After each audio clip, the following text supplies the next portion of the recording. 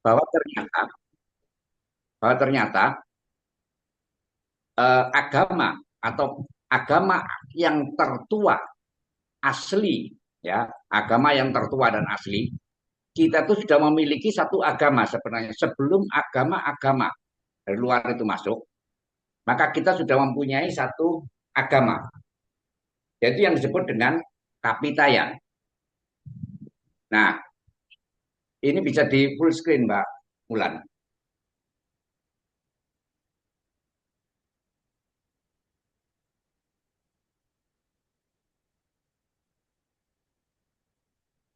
Nah, mengapa? Karena ternyata bahwa agama kita, bangsa kita, ini sebenarnya sudah bersifat monoteis. Jadi kita sudah mempunyai satu sifat mempercayai hanya satu Tuhan. Satu Tuhan. Jadi Tuhan yang Maha Esa. Tuhan yang Maha Esa, tidak kelihatan saya ini, tulisannya ini. Nah, mengapa? Jadi apa yang sebenarnya dilakukan? Siapa yang disembah oleh bangsa kita? Yang disembah itu adalah yang disebut dengan Sang Hyang Taya. Nah, ini yang awal mulanya. Siapa Sang Hyang Taya itu? Taya itu artinya kosong. Jadi kalau orang Jawa mengatakan bahwa Tuhan itu adalah nah ini Bang Purwanti mohon PPT-nya dalam mode slide full screen. Ini yang kurang besar ini. Jadi di gambar mangkok itu Mbak Bulan, gambar mangkok. Yang ada gambar mangkok, diklik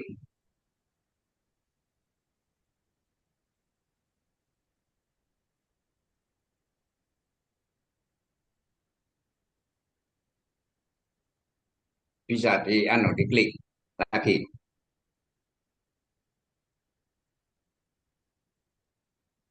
Yang ada di sampingnya terus, yang ada di bawah lagi, samping-samping lagi, samping lagi. Terus di sampingnya ini yang, nah, sampingnya satunya, satunya lagi. Nah ini, Ya, jadi Sang Hyang Taya itu siapa? Sang Hyang Taya, Taya itu artinya kosong.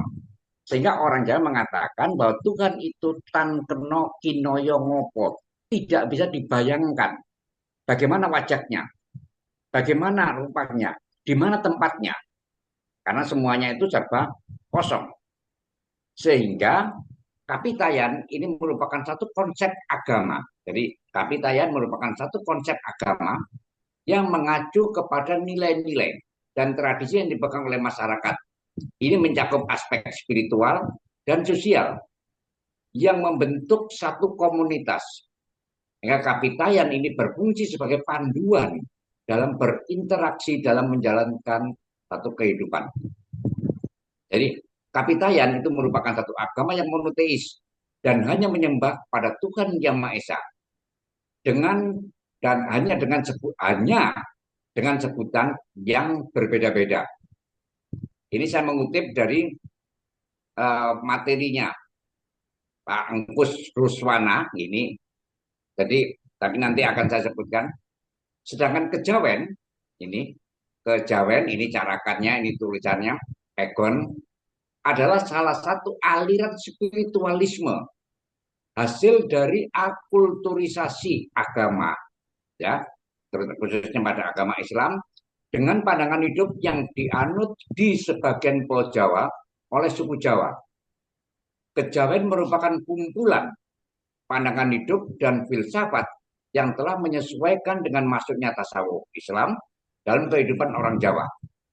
Kejawen bukanlah agama, akan tetapi cara dan pandangan spiritual yang dijalani oleh para penganut Islam di Jawa yang dirumuskan dan dipraktekkan dengan bahasa Jawa.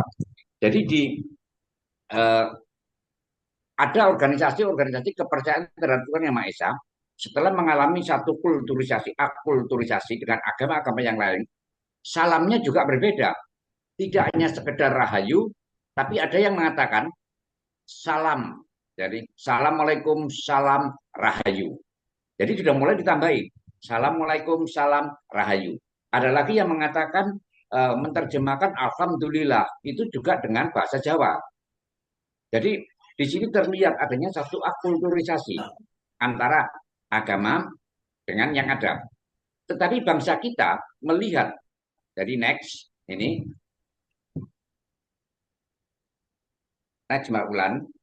Nah, contoh nama sebutan dan gambaran Tuhan. Ini saya mengutip dari Pak Angkus Ruswana.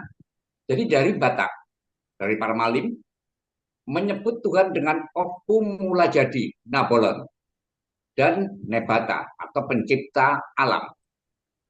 Dari Pamemba Adu dari Nias menyebut dengan Lowalangi atau dewa pencipta dan memerintah. Latu Redadno atau dewa yang menjaga dan memelihara. Ada Siliwen Nasarata, dewa yang melindungi para pemuka agama. Ini di Nias. Kemudian di Mentawai menyebut dengan Pulau Manua atau Tuhan. Sunda Wiwitan menyebut dengan Sang Hyang atau Batara Tunggal. Ada Nu Ngersaken yang Maha Kuasa, yang Agung, Gusti Nu Hana Suci, Sang Hyang Niskala Tuhan. Tengger menyebut dengan Sang Hyang Surya Kuwa atau Hong, Tuhan yang Maha Gusti, yang Maha Agung, Sang Hyang Taya, Tuhan yang Maha Gaib. Kaharingan dari Kalimantan menyebut dengan Nining Bahatara, Tuhan yang Maha Esa, dan Ranying Hatara. Ini next, ini dari Kaharingan Kalimantan. Lanjut. Kemudian dari adat Musi menyebut dengan Mawu Ruwata, Tuhan yang Maha Esa. Reroh, Tuhan sumber cahaya kemuliaan. Masade, Mawu Ruwata. Malesung, Manembo Nembo, Maha melihat. Manalinga, Maha mendengar.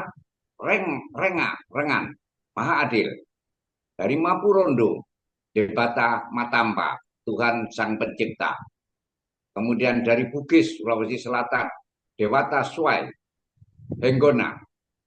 Kemudian dari Sasak, Naina Kaji Sikuase, Marapu, Mahulu tahu, Mai Bakul Mata yang Maha melihat, Ma Lalar Kahilu Maha mendengar, Ina Bulungu, Ana Bulungu, Ibu yang Maha Esa, Bapak yang Maha Esa.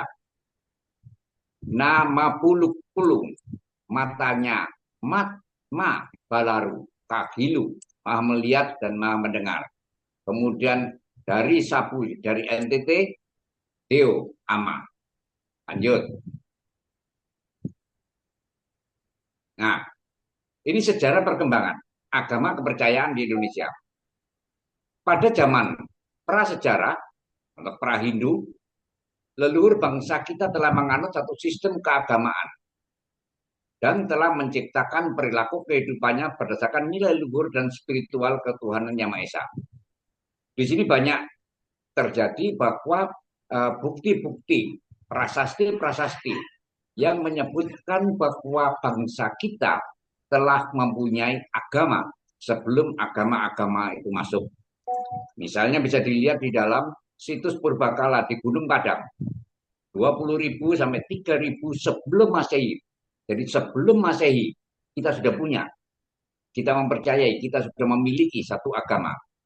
Kemudian situs megalitik, ya, situs di Sulawesi Tengah. Itu pun juga bisa terlihat bagaimana tahun 5.000 sampai 2.000 sebelum Masehi. Jadi sebelum Masehi kita sudah memiliki satu agama yang disebut dengan Kapitayan itu tadi. Lanjut. Nah, kemudian dari arkeologi Cipari, Kuningan, Jawa Barat. Ini juga tahun 1000 sampai 500 Masehi. Ini situs-situs arkeologi Cipari. Ini bisa terlihat sekali. Kemudian di Cibeduk di Kampung Lebak di Beduk, ini Kabupaten Lebak, di Kabupaten Lebak, Banten. Situs megalitik di Batu Panjang Panjalu Ciamis. Semuanya banyak. Bisa kita lihat dan kita saksikan bahwa ternyata situs-situs kita di Sumba pun juga demikian. Bisa kita lihat bagaimana eh, situs-situs budaya megalitikum yang ada di Sumba. Sehingga dari sini sebenarnya bisa kita uh, simpulkan bahwa agama-agama sebelum agama-agama lain itu masuk ke Indonesia, kita sudah memiliki satu agama sendiri yang disebut dengan Kapitayan. Nah, setelah agama-agama itu, kemudian Hindu masuk ke Indonesia, terjadilah satu akulturisasi antara Kapitayan dengan Hindu. Kemudian Buddha masuk pun juga demikian. Masuklah, terjadi satu akulturisasi. Islam masuk, terjadi lagi akulturisasi tiga unsur, empat unsur. Kapitayan, Hindu, Buddha, dan Islam. Nah, inilah yang sebenarnya disebut dengan akhirnya menjadi satu masalah-masalah yang bersifat kejawen. Sehingga kejawen ini sendiri sebenarnya merupakan satu akulturisasi. Sehingga mencakup praktek-praktek seperti meditasi, sehingga kejawen ini mencakup praktek-praktek seperti meditasi, ritual dan kebijaksanaan yang diwariskan oleh dari generasi ke generasi. Kejawen mengajarkan kita untuk mendekatkan diri kepada alam dan Tuhan. Nah, di sini sebenarnya terjadilah satu apa yang disebut dengan uh, akulturisasi. Satu contoh, misalnya kita mengatakan sang yang kaya, maka oleh agama yang lain disebut dengan sembahyang. Sembahyang itu apa? Merupakan dari perpaduan dari kata sembahyang. Ini yang kemudian tempat meditasinya siapa? Apa? Yang disebut dengan sanggar. Maka ini dialihkan menjadi langgar. Sehingga dari sini akan terlihat bahwa terjadinya satu akulturisasi. Bagaimana penyebaran-penyebaran agama yang mendasarkan kepada akulturisasi yang sudah dianut oleh masyarakat kita pada waktu itu. Lanjut.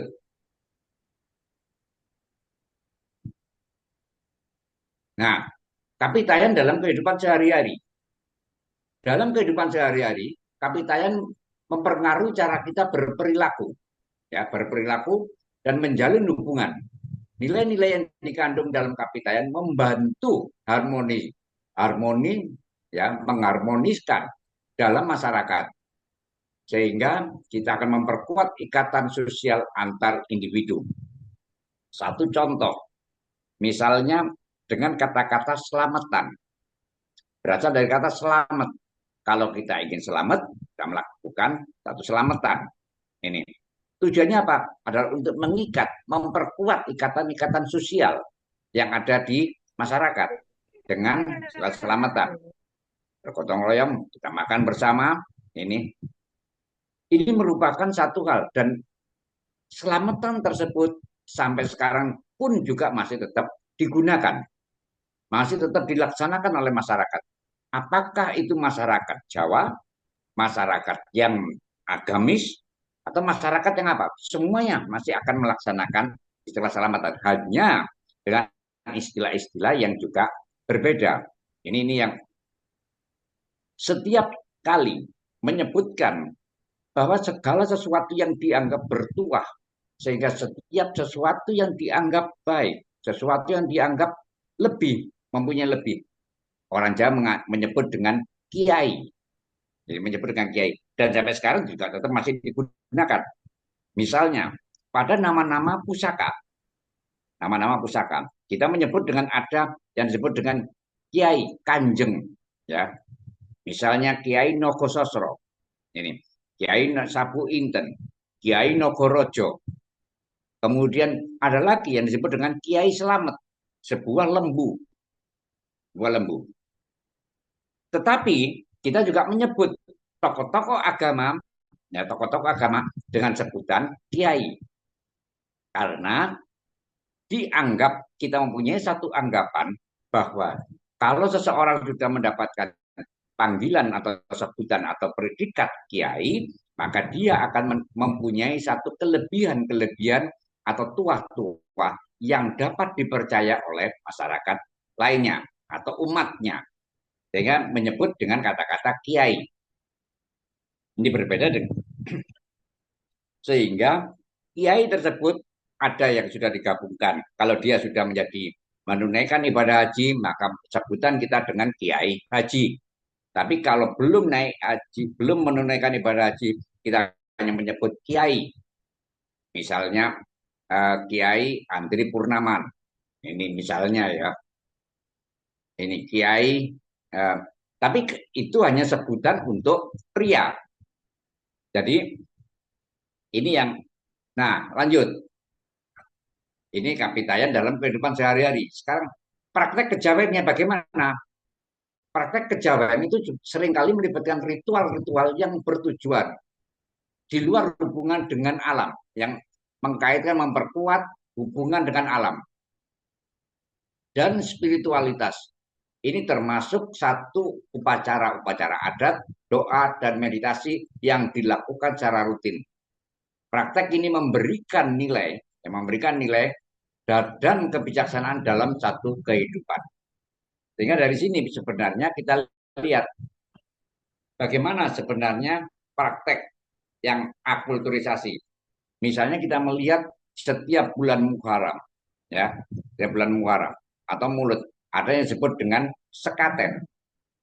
Sekaten ini padahal sebenarnya awalnya adalah merupakan satu akulturisasi antara Islam dengan Jawa yang sebenarnya berasal dari kata sahadat ten, jadi mensyahadatkan secara massal sehingga dikenal akhirnya sampai sekarang kemudian di pelaksanaannya disebut dengan sekaten. Jadi biasa orang kita menyebut dengan bahasa-bahasa yang lebih sederhana. Sekatenan di Solo. Bagaimana kita bisa melakukan satu sekatenan di Solo, mengikuti sekatenan di Solo. Ini yang kemudian kalau pada bulan Suro juga di Jogja ada istilah ngubeng benteng. Jadi ngubengi benteng, berjalan tanpa tidak boleh bicara satu sama lain. Jadi seperti Topo Bisu kita berjalan mengelilingi benteng. Saya pernah mengikuti uh, ngubeng benteng itu ternyata ngubengi benteng. Jadi menyusuri benteng yang ada di Jogja ternyata itu memakan waktu dari sore sampai pagi hari. Lama sekali, besar sekali bentengnya. Dengan tanpa bicara, tanpa makan dan sebagainya. Nah, kemudian kearifan lokal seperti kapitayan dan kejawen juga bisa diterapkan di dalam pendidikan. Mengintegrasikan nilai-nilai ini dalam kurikulum akan dapat membantu siswa memahami dan menghargai budaya mereka serta meningkatkan karakter dan moralitas. Akhirnya sekarang ini masalah pendidikan kearifan lokal ini uh, dijabarkan lebih lanjut, ya dijabarkan lebih lanjut dalam satu kepercayaan terhadap Tuhan Yang Maha Esa yang dilakukan melalui pendidikan. Sehingga pendidikan kepercayaan terhadap Tuhan Yang Maha Esa sudah bisa diterapkan mulai dari tingkat SD sampai dengan perguruan tinggi. Saya tidak mengatakan hanya sampai SMA, tetapi sampai dengan perguruan tinggi. Apa tujuannya? Adalah untuk membentuk satu karakter, satu perilaku, dan satu moralitas yang sesuai dengan kearifan lokal yang ada. Karena kita, misalnya saja, istilah sopan santun. Kita sopan, kita akan berjalan melewati orang tua, kita akan bicara, misalnya kalau dalam bahasa Jawa, Nun sewu Pak, Nun sewu Mbah, ini sopan. Tetapi kalau kita akan berbicara dengan orang tua, kita harus cara santun. Monggo, Bapak, dipun dahar. Mari silakan Bapak untuk dimakan. Nah, sekarang ini bahasa ini sopan santun ini mudah diucapkan, tetapi juga sulit untuk dilakukan oleh terutama pada anak-anak muda sekarang ini. Jadi masih banyak hal-hal. Saya yakin bahwa di antara kita pun juga masih banyak yang belum memahami bagaimana pengeterapan tata sopan santun atau apa yang ada di dalam kita sekarang ini. Kita berjalan, bagaimana kita pakai sepatu, mengapa disebut sepatu itu kanan kiri, mengapa kita kalau menggunakan harus kanan dulu, kemudian melepasnya juga dari kiri terlebih dahulu. Semuanya orang kita akan selalu mengajarkan. Eh, hanya saja tata cara mengajarkan kearifan lokal pada waktu itu semuanya masih dalam bentuk satu simbolis. Seorang perempuan, Mbak Vera, tidak boleh makan di depan pintu karena akan jauh dari jodohnya, misalnya, ya, akan jauh dari jodohnya. Mengapa? Karena makan berdiri di depan pintu adalah tidak sopan. Sebenarnya itu sebenarnya. Sehingga kita mengajarkan kalau makan tidak boleh berbunyi. Kalau makan tidak boleh berbunyi. Kalau berbunyi seperti nanti akan menjadi kuda. Ini. Nah, ini yang sebenarnya dilakukan tata cara kearifan lokal yang ada di saat ini. Kemudian eh, Kapitayan juga mengajarkan kita untuk menghormati lingkungan di sekitar. Jadi lingkungan kita pun juga harus dihormati. Alam kita juga harus dihormati. Kalau alam ini tidak kita lestarikan, maka alam pun juga akan bisa marah. Jadi kita hidup dari alam. Kita hidup dari alam. Tidak ada orang yang tidak hidup dari alam. Tidak ada orang yang tidak hidup dari tanah. Semuanya dari tanah kita hidup ini. Makanan yang kita dapatkan, semuanya dari tanah. Sayur-sayuran berasal dari tanah. Binatang pun juga, dia juga memakan barang-barang yang berasal dari tanah dan akhirnya dimanifestasikan atau diimplementasikan dimakan oleh manusia.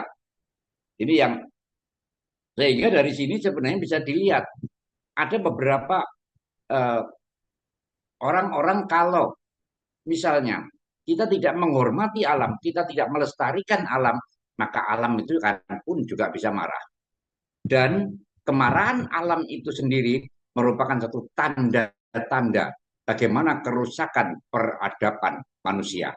Ini yang jadi alam itu akan memberikan satu tanda. Gunung Merapi, erupsi Gunung Merapi, Gunung Semeru. Kalau kita mengamati secara hakikat, secara kedalaman spiritual, maka merupakan satu pesan-pesan tersendiri. Nah, sekarang bagaimana dengan peran masyarakat?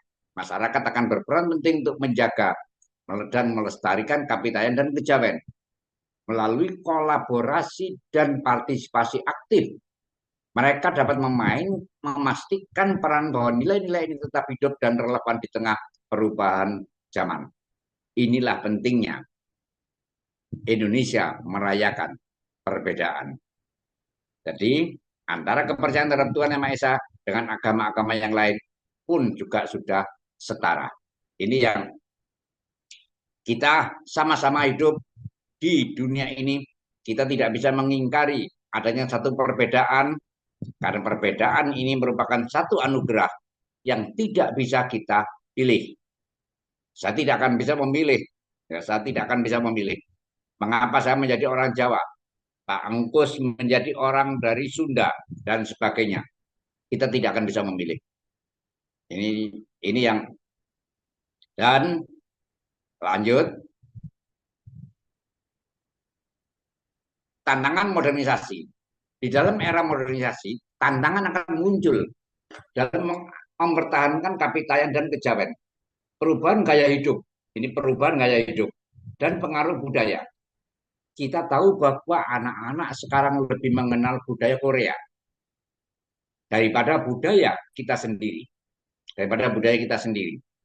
Anak-anak sekarang dengan perubahan terjadi satu perubahan gaya hidup, lifestyle. Dahulu orang Jawa, ya, orang-orang kita dahulu, ya orang-orang kita dahulu ini satu perkembangan. Tapi saya tidak mengatakan bahwa ini mesti saya harus pro dan kontra, tapi saya hanya melihat dari sisi perkembangan aja. orang-orang dahulu baju bagi seorang perempuan hanya menggunakan kemben, dan tetapi sekarang pada zaman yang sekarang mulailah menggunakan hijab. Ada satu perkembangan lifestyle. Kemudian orang dahulu bekerja menggunakan baju rok panjang. Sekarang orang-orang yang bekerja menggunakan celana. Jadi ini yang jadi ada satu perbedaan-perbedaan, satu gaya hidup. Kalau dahulu orang lebih senang berjalan atau naik sepeda, sekarang mereka lebih senang dengan naik mobil. Ini yang prestis akan lebih diutamakan, ditonjolkan. Ini sampai-sampai dengan menteri, misalnya kendala menteri harus Alphard misalnya. Ini yang kemana-mana. Ini yang jadi merupakan satu apa yang kita gaya hidup kita akan menentukan prestis seseorang. Padahal belum tentu itu dapat terwujud. Kita misalnya ada seorang naik Alphard, ternyata Alphard sewaan dan untuk menipu bisa terjadi hanya untuk menumbuhkan satu stigma bahwa oh orang ini sangat penting.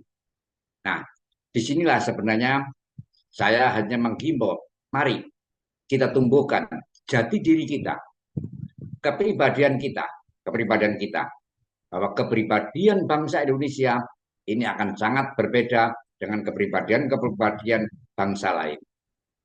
Kalau di Belanda juga sudah mengakomodir, melegalkan perkawinan sejenis, kita tidak perlu harus mengikuti aturan-aturan yang ada di Belanda. Ini yang kita harus memiliki satu kepribadian sendiri.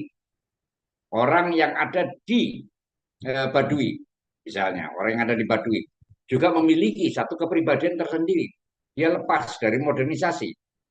Ini kesimpulan kita adalah, jadi kesimpulan kita bahwa menelusuri kearifan lokal melalui kapitalis memberikan satu wawasan penting tentang identitas dan nilai budaya kita. Dengan memahami dan menerapkan kearifan ini dalam kehidupan sehari-hari, kita dapat menciptakan masyarakat yang lebih harmonis dan berkelanjutan. Matur nuwun dan rahayu, rahayu, rahayu. Oke, matur nuwun Romo Uto atas pemaparan dari materi kita malam hari ini yang begitu lugasnya, dan dari sini kita bisa menambah wawasan kita tentang uh, peradaban nenek moyang kita dahulu, tentang apa itu kapitayan dan apa itu kejawen. Itu sudah dipaparkan semua oleh Pak Uto. Tadi juga mengulik dari Pak Engkus yang ternyata banyak sekali agama-agama, keberadaan agama-agama kita sesuai dengan suku agama kita, terus istilah-istilah uh, Tuhan itu apa, itu sudah dijelaskan semua di sini. Terima kasih Pak Uto atas wawasannya ini tadi. Baik, kita langsung saja ke penanggap. Ini sudah hadir dari Pendeta Andri Purnawan. Selamat malam Pak Andri. Selamat malam Mbak Vera. Ya, langsung Salam aja semua Pak Andri. saudara. Salam semua saudara. Langsung Ye, saja Pak Andri menanggapi dari materi kita dari sudut pandang agama Kristen. baik. Rahayu Pak Oto.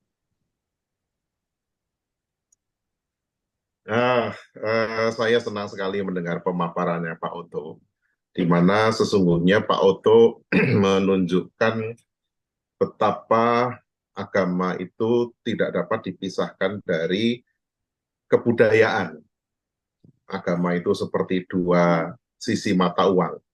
Agama adalah budaya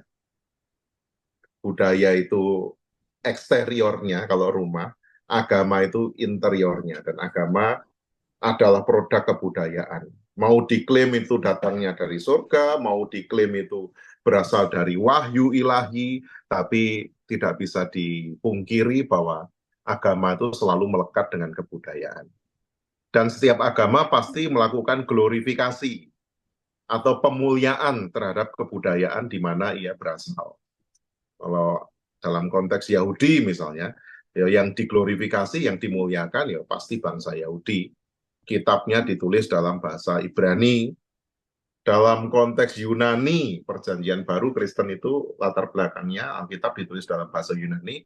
Dimensi pemikiran, pemuliaan orang Yunani, lalu Alkitab ditulis dalam bahasa Yunani sangat kuat. Mungkin juga dalam tradisi lain ya, Hindu mungkin ditulis dalam bahasa Pali, Buddha juga demikian. Lalu mohon dikoreksi kalau saya keliru, Islam ya berarti sangat erat berkelindan dengan budaya Arab, sehingga tata cara Arab itu sangat kental, dan kemudian orientasi kepada Arab ya juga kental.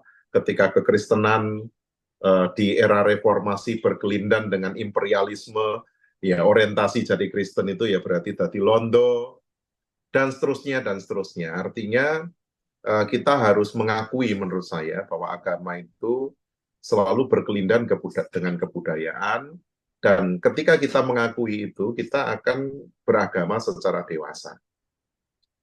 Yang saya senang adalah Kejawen itu secara jujur menyebut dirinya sebagai ini agama inkulturasi, kalau tidak boleh dibilang sinkretisme ya, campuran, dan ciri khas orang Jawa itu kan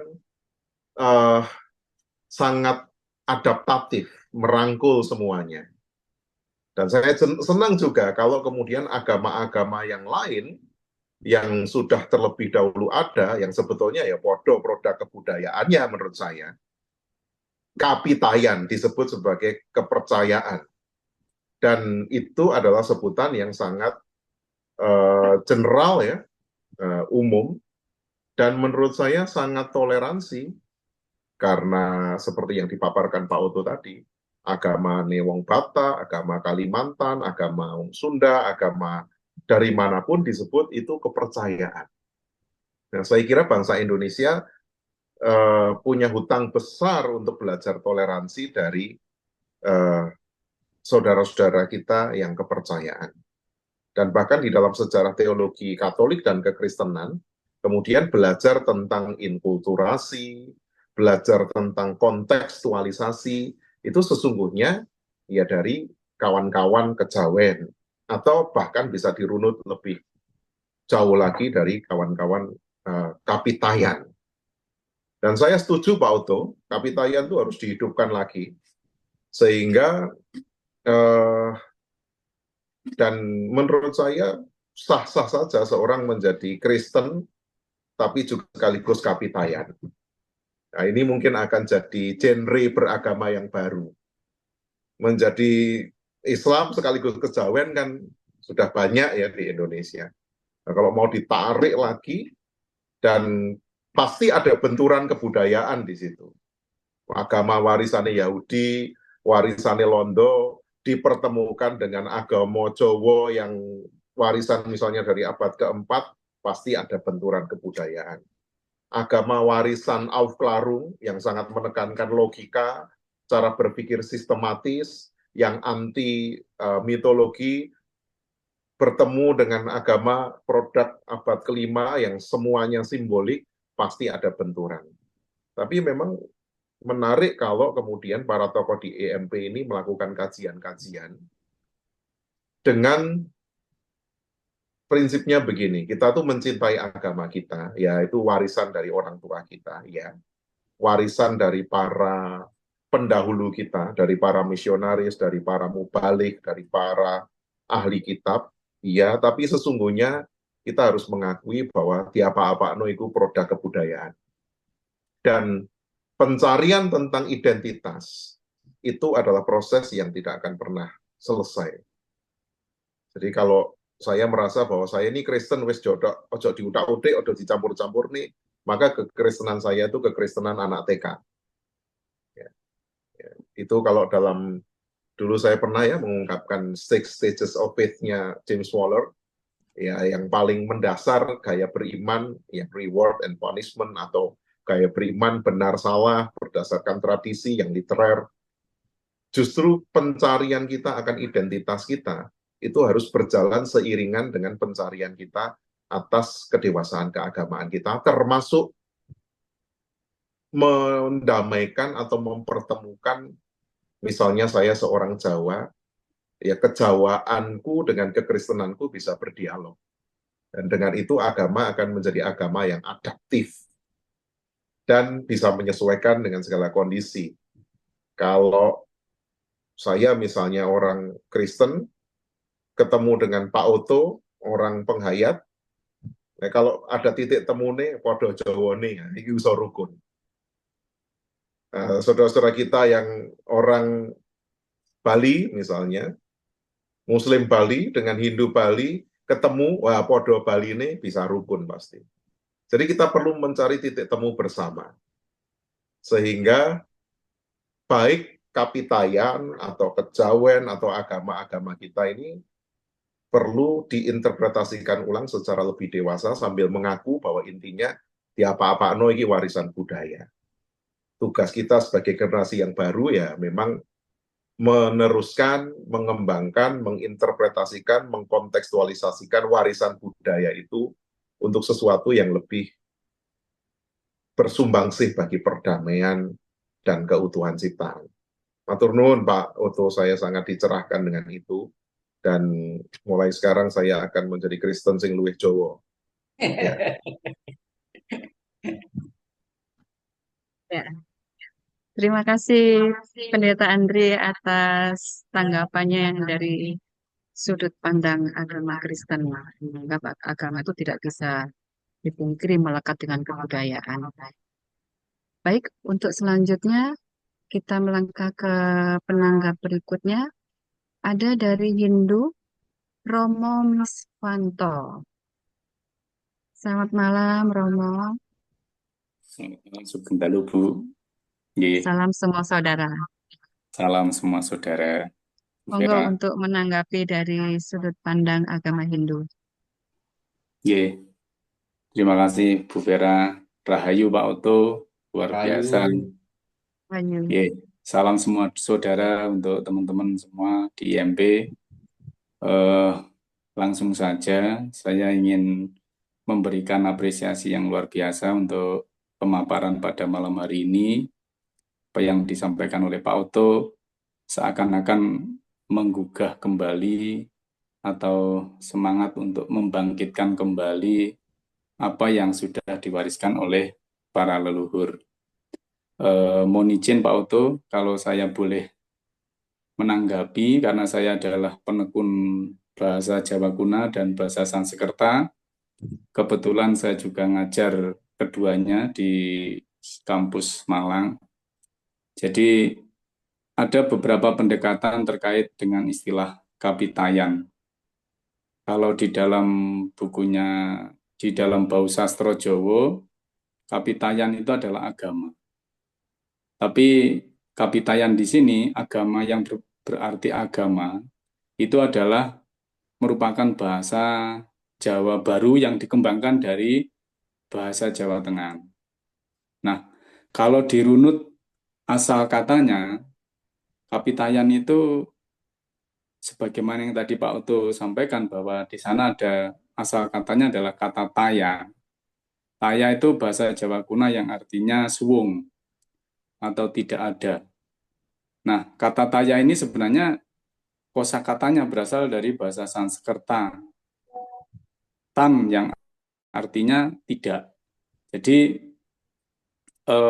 kapitayan adalah salah satu kepercayaan yang menyembah Tuhan yang dalam bentuk sebagai Sang Hyang Taya yang dikatakan tan kena kinoyongopo cedak tanpa senggolan adoh tanpa wangenan gumantung tanpa cantelan. Itu kalau dalam konteks Jawa begitu. Nah, tetapi ada pendekatan lain bahwa kapitayan itu juga berasal dari kata pitoyo. Pitaya di dalam Bau Sastra Jawa itu disebutkan kepercayaan.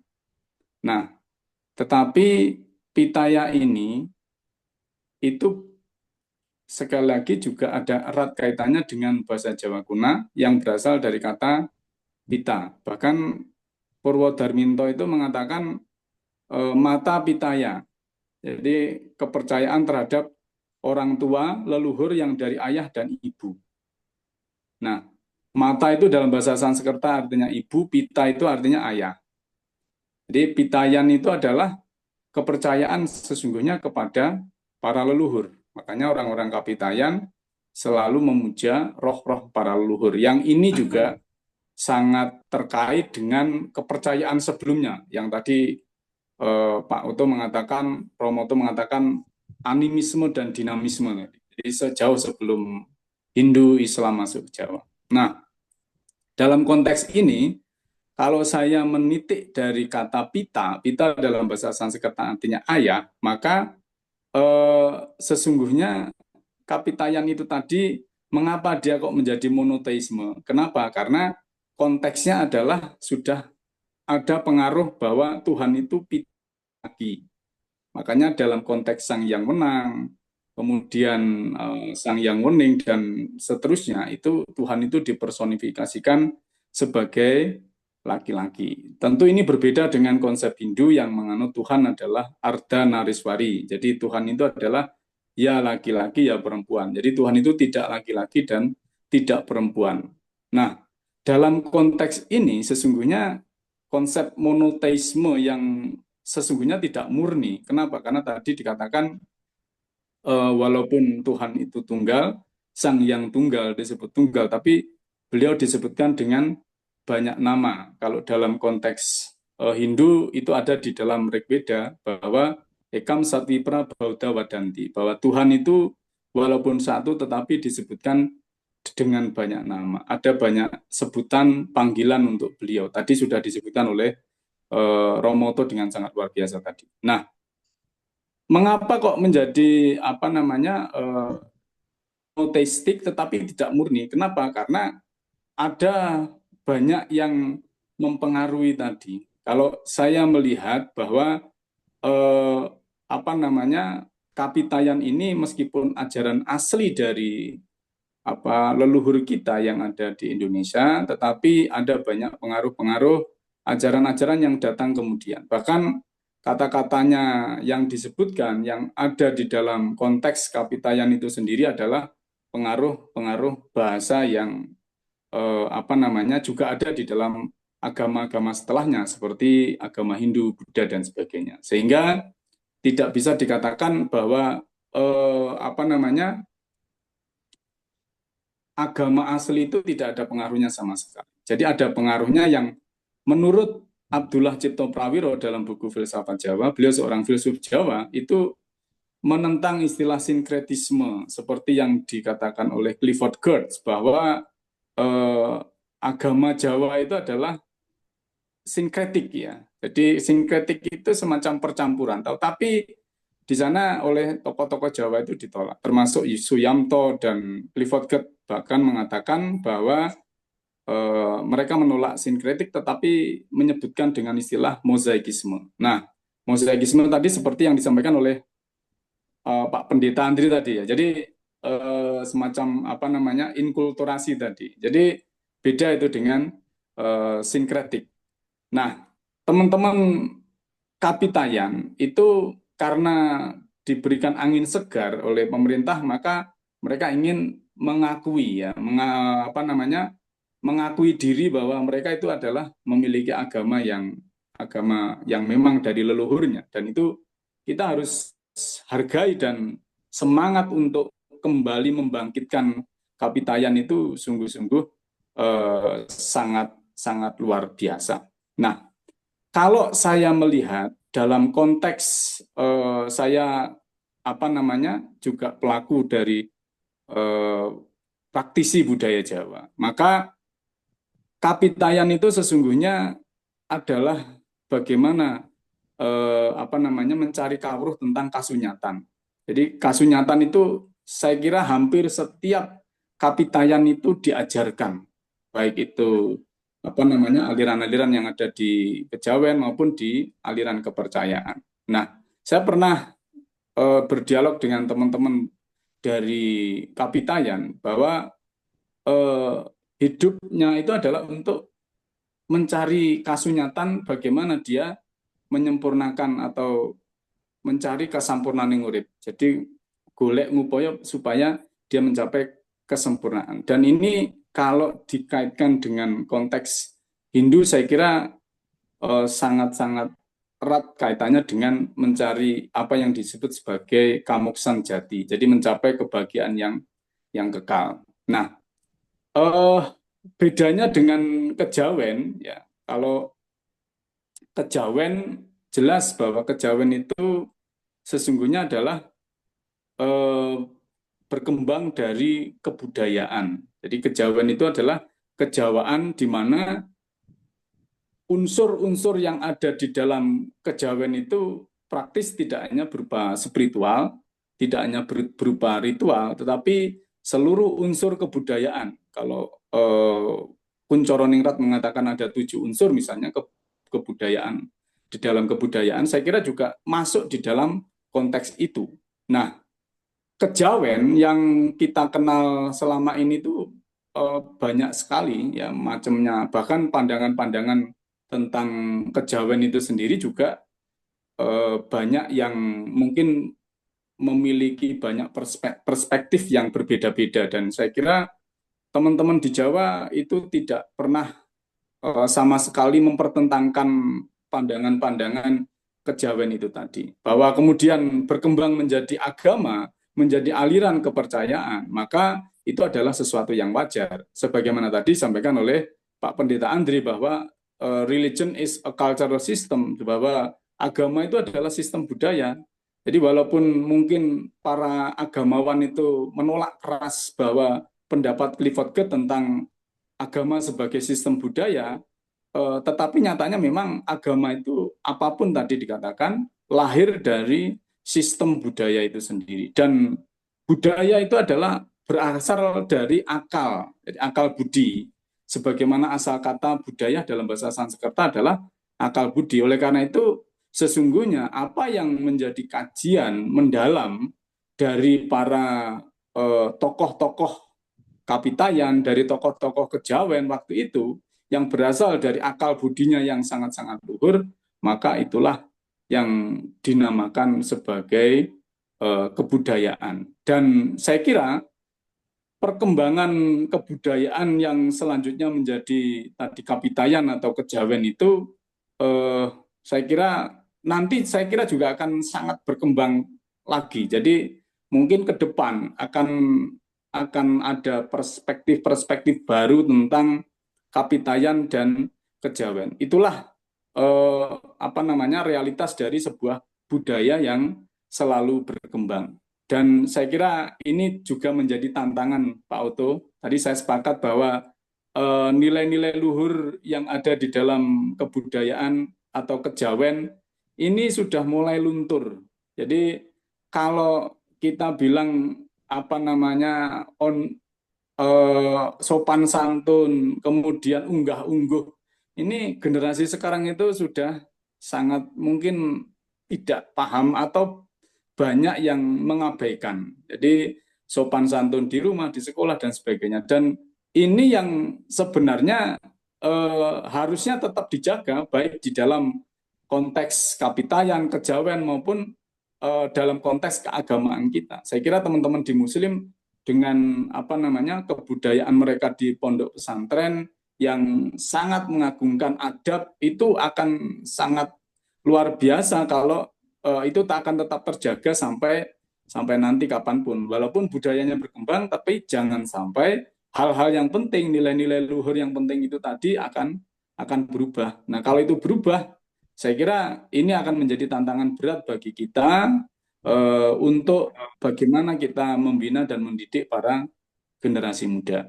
Nah, Bapak Ibu yang saya hormati, jadi intinya adalah bahwa dalam konteks Hindu, baik itu Kapitayan maupun kejawen, ya, walaupun tadi ada sisi yang berbeda, ya, tetapi pada intinya semuanya itu untuk mencari jalan kerahayuan. Ya, kalau dalam konteks Warspati Tatwa itu adalah namanya sila. Sila ngaraning mangrakse acara rahayu. Jadi segala sesuatu yang mentradisikan kebaikan itu adalah sila. Jadi sila itu adalah untuk mencapai kebaikan. Makanya saya yakin teman-teman semua kapitayan itu mengawali tata cara peribadatannya, sembahyang, dari kata sembahyang tadi, itu diawali dari kata silo. Makanya silo itu adalah tujuannya untuk mencapai rahayu, kerahayuan. Itu sudah ada di dalam Warspati Tatwa, di dalam buku yang berbahasa Jawa Kuna. Nah, konteksnya tentu kalau model seperti ini adalah berkelindan dengan ajaran-ajaran Hindu. Dan saya juga sangat sepakat tadi, walaupun saya Hindu, saya tetap Jawa. Saya tetap Jawa ini, saya tetap ngugemi warisan-warisan yang ada di yang diwariskan oleh para leluhur saya di Jawa, yang mungkin akan berbeda dengan teman-teman di Bali gitu. Jadi tata cara peribadatan saya secara apa namanya pribadi ya di rumah mungkin akan berbeda ketika dengan teman-teman yang ada di Bali. Dan itulah indahnya Hindu. Kenapa Hindu dalam konteks peribadatan, tata cara peribadatan yang berkaitan dengan tradisi itu sama sekali tidak ada apa namanya pemaksaan harus memakai sesaji ala Bali, tidak. Tetapi kami tetap memakai sesaji ala Jawa. Saya di rumah juga pakai juga tetap apa namanya sesugo, jemaah legian. Kalau ada apa namanya acara-acara misalnya bangun rumah, pindah rumah itu ya saya tetap memakai tata cara Jawa yang diwariskan oleh leluhur saya di Jawa. Ya, walaupun mungkin ini berbeda dengan teman-teman di Bali. Dan itu saya kira tidak ada masalah di dalam Hindu karena tujuannya tadi adalah sama. Yang ketiga, yang terakhir adalah konsep taya itu juga berkaitan dengan apa namanya kalau A-nya itu adalah adirga, panjang, maka taya itu adalah artinya pergi. Jadi sama dengan agama. Agama itu dari kata Sanskerta agaj, gaj di sini gajati, gajata itu artinya juga pergi. Jadi sepertinya ada irisan antara pemahaman tentang kapitayan dengan agama. Makanya di dalam kamusnya Purwodarminto itu dikatakan bahwa agama itu kalebu kapitayan. Jadi agama itu adalah termasuk kapitayan. Jadi untuk membedakan mana agama dan kapitayan mungkin dalam konteks masyarakat Jawa itu sangat-sangat susah. Walaupun secara administrasi kemudian kapitayan-kapitayan itu tidak bisa dikelompokkan sebagai agama, tetapi masuk sebagai kepercayaan terhadap Tuhan Yang Maha Esa. Saya kira esensinya sama, bahwa dia adalah agama. Oke, saya kira itu yang dapat saya sampaikan terkait dengan kapitayan dan kejawen. Matur nuwun, semoga bermanfaat.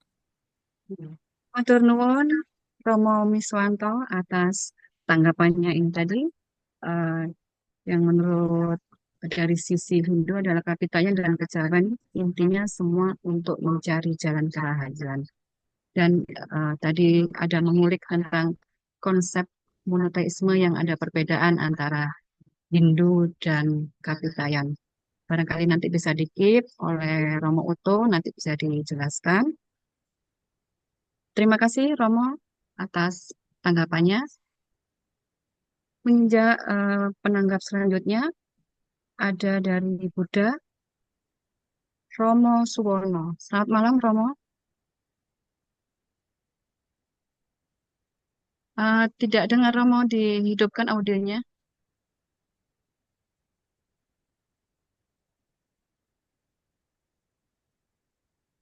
Masih tidak dengar.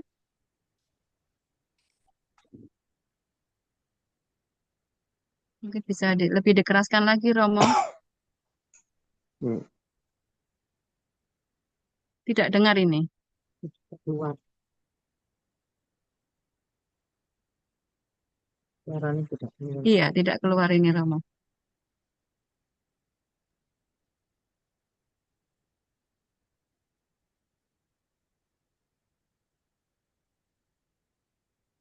Belum belum terdengar Romo Suwono.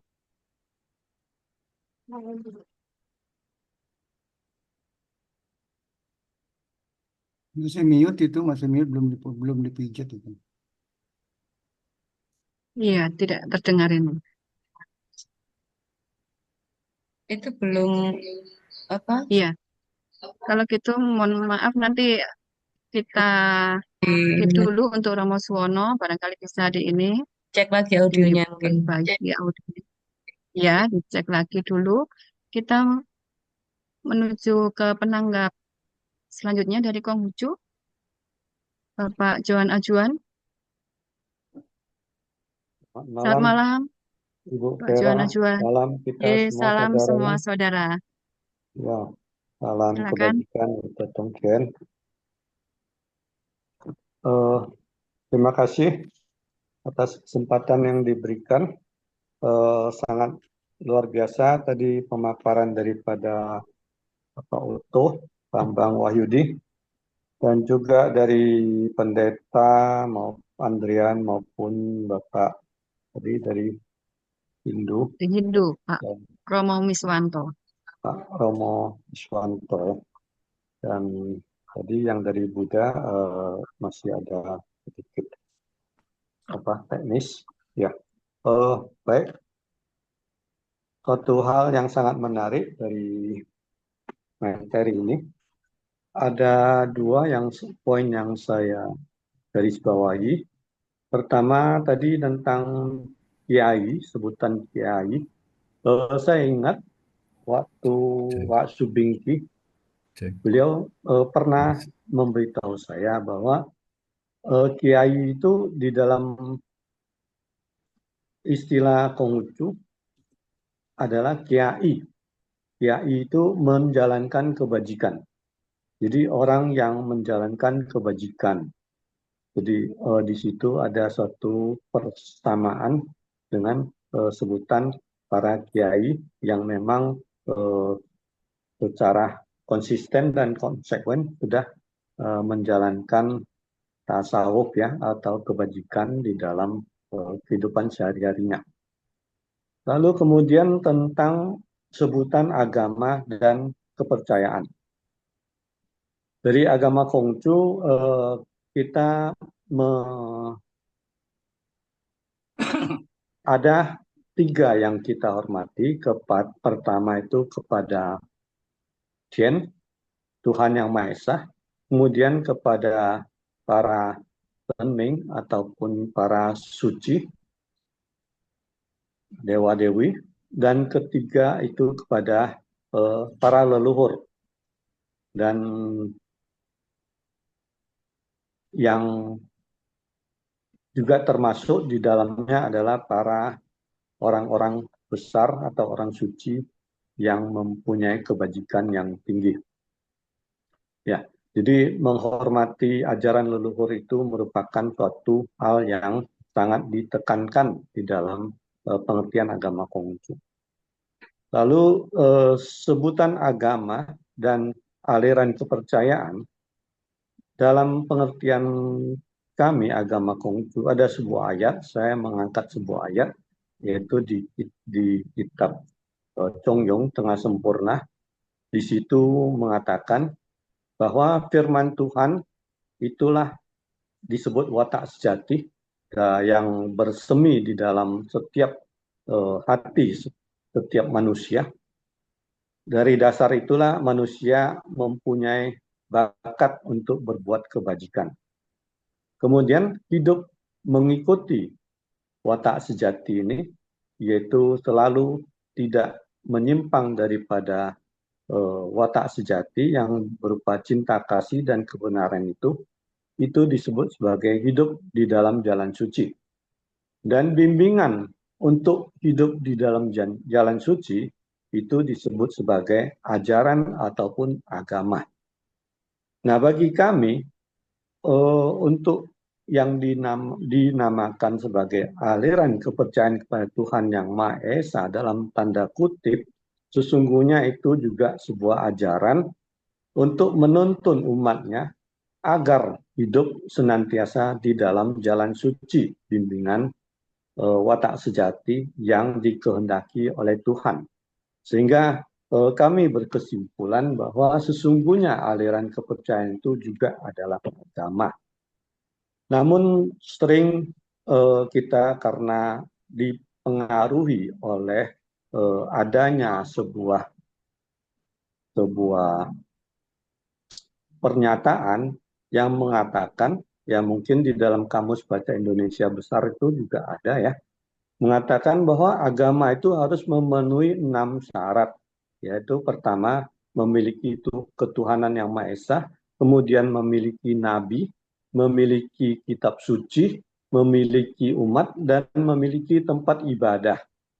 Nah, untuk aliran kepercayaan ini ada yang mungkin tidak tahu karena diwariskan secara turun-temurun, kitab-kitabnya itu tidak tercatat atau terwarisi dengan rapi, sehingga sulit untuk menelusurinya, kitab sucinya maupun nabinya siapa.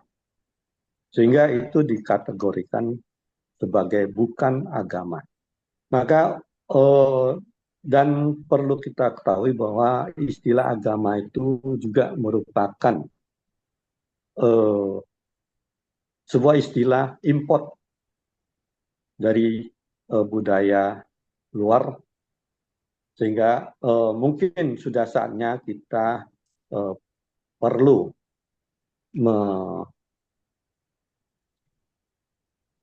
meninjau kembali tentang istilah kepercayaan kepada Tuhan Yang Maha Esa,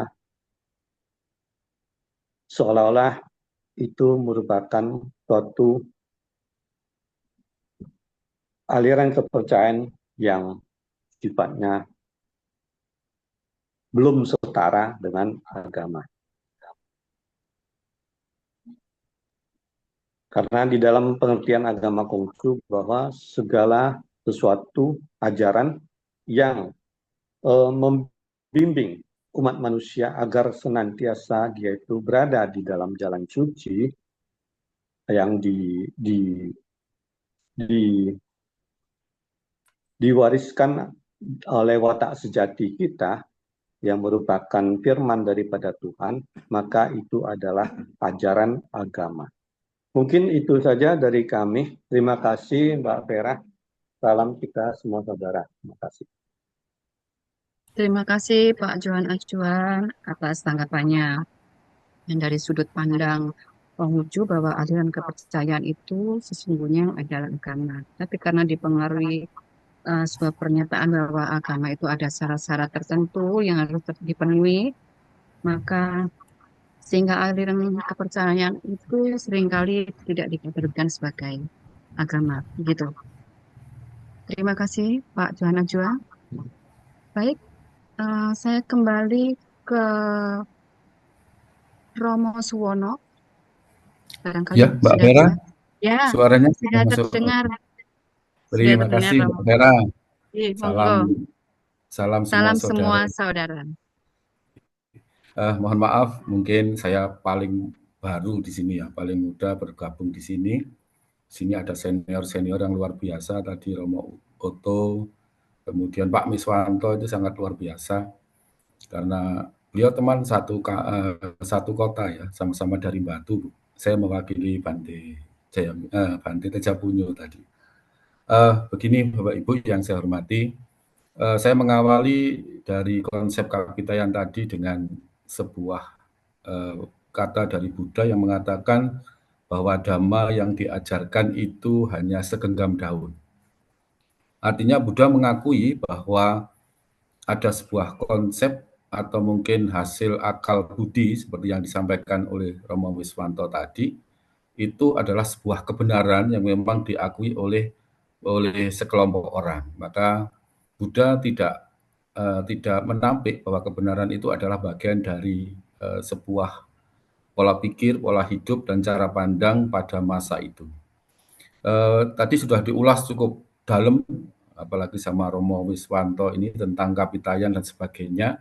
Saya hanya mengutip tentang Sangyang Taya ya. Sangyang Taya itu artinya suwung atau kosong. Kalau mungkin dalam agama Buddha ini mirip dengan konsep sunya dan sunyata, yang sering disebut kosong adalah isi, isi adalah kosong.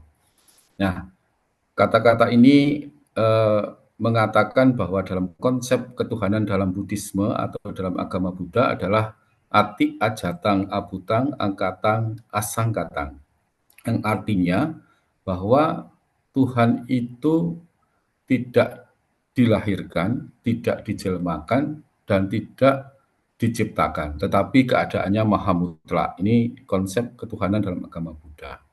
Nah, di mana keesaannya, maka dikatakan sebagai tanpa aku atau tanpa inti yang kekal. Tanpa inti yang kekal yang disampaikan dalam keesaannya. Kemudian keberadaannya tidak berkondisi. Jadi Tuhan itu tidak berkondisi disebut dengan asangkata. Berbeda dengan makhluk seperti manusia yang berkondisi atau sangkata. Nah, intinya semua aliran, semua konsep keberadaan semua agama, kalau dalam agama Buddha itu mengakui dua pokok yang dikatakan dalam hukum karma atau hukum perbuatan dan meditasi atau samadhi. Jadi maka bahwa Buddha pernah tidur ya selama setelah keruntuhan Majapahit pada tahun 1478 Masehi atau 1400 Saka, hingga kebangkitan agama Buddha menjadi embrio terbentuknya ajaran kebatinan pada saat itu ya. Terbentuknya ajaran kebatinan di Nusantara yang mempertahankan dua ajaran pokok itu, yaitu hukum karma dan samadhi. Nah, mungkin yang lebih jauh kita pikirkan adalah perubahan tujuan hidup. Saya kira perubahan tujuan hidup inilah yang berpengaruh pada hilangnya kata sopan santun, tata krama, dan sebagainya. Pada masa mungkin pra-Buddha dan sebagainya sampai saat menjelang kemerdekaan, kata-kata itu masih bisa kita dengarkan tentang tata krama, sopan santun, dan sebagainya. Sebagai alkulturasi dari sebuah peradaban kapitayan maupun dalam konsep-konsep kejawen. Nah, perubahan tujuan hidup itu adalah perubahan dari di mana pada masa itu, pada masa kapitayan dan kejawen ini, orang masih memperjuangkan untuk memperlakukan batinnya terlebih dahulu daripada rohaninya, jasmaninya atau lahiriahnya. Orang-orang zaman dulu lebih memperdalam tentang nilai-nilai kebatiniahnya, dan orang-orang zaman sekarang lebih kepada nilai-nilai lahiriahnya. Sehingga apa yang terjadi, nilai keagamaan bergeser atau nilai konsep keyakinan itu bergeser pada apa yang disebut dengan lahiriah, bukan lagi nilai batiniah. Sehingga banyak orang belajar agama, belajar sebuah nilai dari akal budi dan sebagainya, mungkin dari para pembawa ajaran agamanya, hanya yang tersurat, artinya tertulis, tidak yang tersirat. Nah, ini yang mungkin menjadi sebuah perubahan peradaban yang mungkin sangat jauh dari yang kita harapkan pada masa-masa dahulu. Nah, perbedaan inilah sebetulnya menjadi tantangan kita bagi para agamawan, para penganut kapitayan maupun kejawen untuk kembali menemukan jati diri, bagaimana kita ini bisa kembali mempelajari apa yang tersirat, apa yang diajarkan oleh para pembawa ajaran kita. Jadi bukan hanya yang tertulis atau tersurat saja yang kita baca, kemudian kita tidak mampu untuk mengembangkan, bahkan mungkin hanya belajar saja, tidak mampu menganalisis tentang nilai-nilai yang terkandung di dalamnya, sehingga kita jauh dari ajaran yang sesungguhnya. Nah, mungkin itu yang bisa saya sampaikan. Mudah-mudahan kita bisa selalu menghargai perbedaan, karena perbedaan itu indah. Kalau kita ini bicara perbedaan, kita harus belajar dari jasmani kita ini yang sudah berbeda. Mata kiri dan kanan kita ini juga berbeda, hidung kiri dan kanan itu juga berbeda, tangan kiri dan tangan kanan ini berbeda. Sebetulnya perbedaan itu adalah pada diri kita sendiri. Nah, karena kita bisa mempelajari perbedaan itulah, maka kita akan bisa memahami yang sebenarnya tentang bagaimana kita beragama dengan sebaik-baiknya. Mungkin itu Mbak Vera yang bisa sampaikan sedikit, mungkin memberikan tanggapan seperti itu. Terima kasih. Salam semua saudara. Salam semua saudara. Terima kasih Romo Suwono atas tanggapan dari persepsi agama Buddha, yaitu konsep keagamaan zaman dulu dan sekarang itu sudah bergeser. Pada zaman dulu itu lebih mengutamakan ilmu kebatinan, untuk yang sekarang lebih ke ilmu lahiriahnya, sehingga konsep keagamaan bergeser. PR bagi kita untuk mengembalikan jati diri ketuhanan kita. Baik, terima kasih Romo.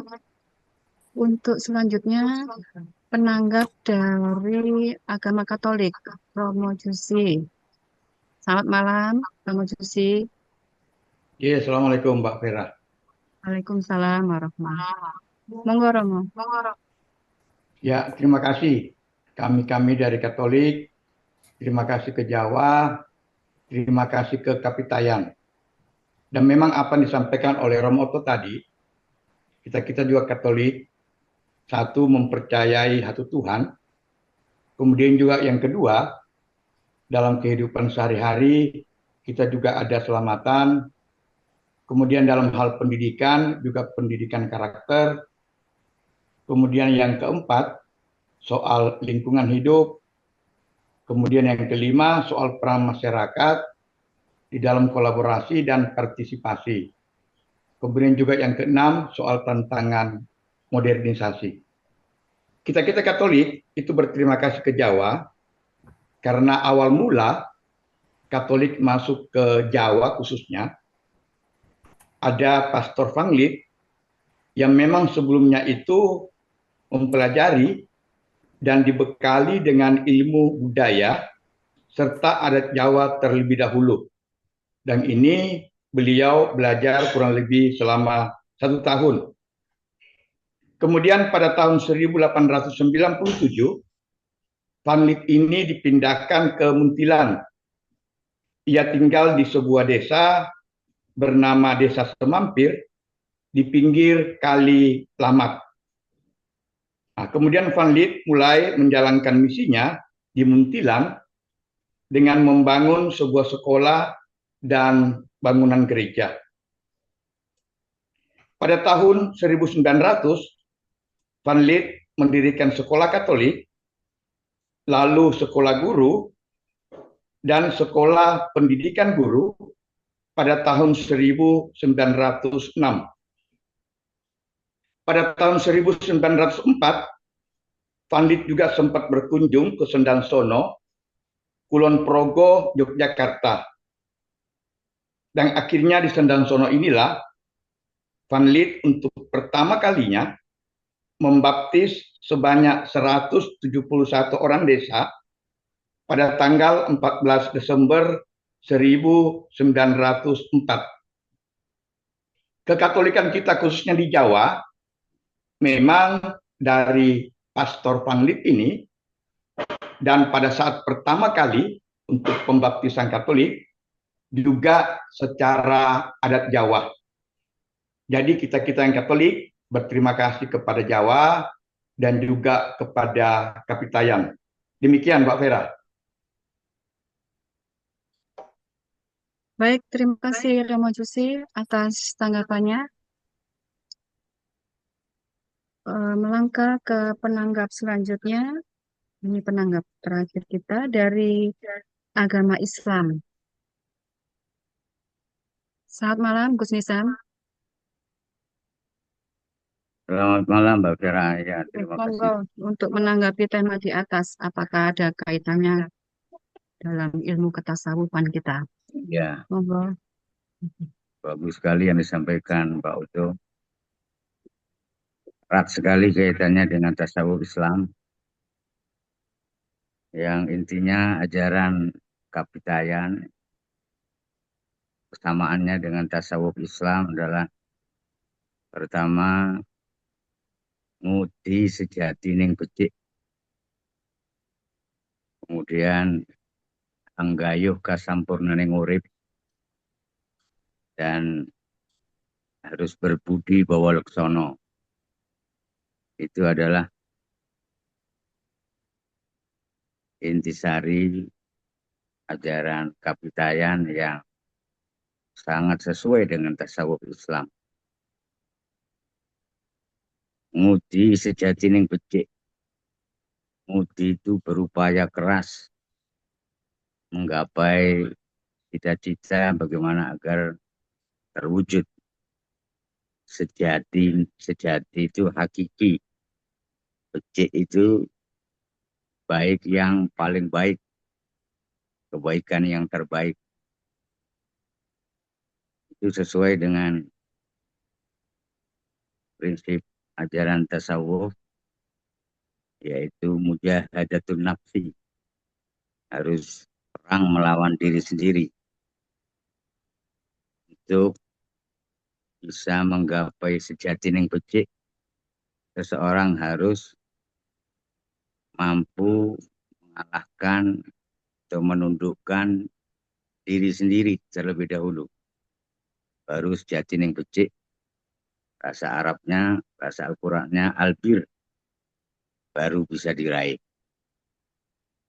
Dalam Al-Quran, Allah Subhanahu wa Ta'ala berfirman, "Lan tanalul birra hatta tunfiqu mimma tuhibbun." Kalian takkan meraih kebajikan hingga kalian bersedia menginfakkan apa-apa yang kalian cintai. Alias zuhud, melepas apa yang kita cintai, yang kita sukai, ialah kemelekatan hati terhadap materi dan kebendaan, termasuk status sosial, yang itu semua di hadapan Tuhan adalah hijab atau penghalang kita menuju meraih sejatining becik. Kemudian poin anggayuh kasampurnaning urip, yaitu berusaha mencapai kesempurnaan hidup. Tak lain adalah kesempurnaan iman. Kesempurnaan iman tidaklah bisa diraih kecuali dengan terus memperbaiki akhlak, merubah perilaku tercela menjadi terpuji, perilaku terpuji menjadi lebih terpuji, hingga sifat mulia yang paling tinggi bisa diraih.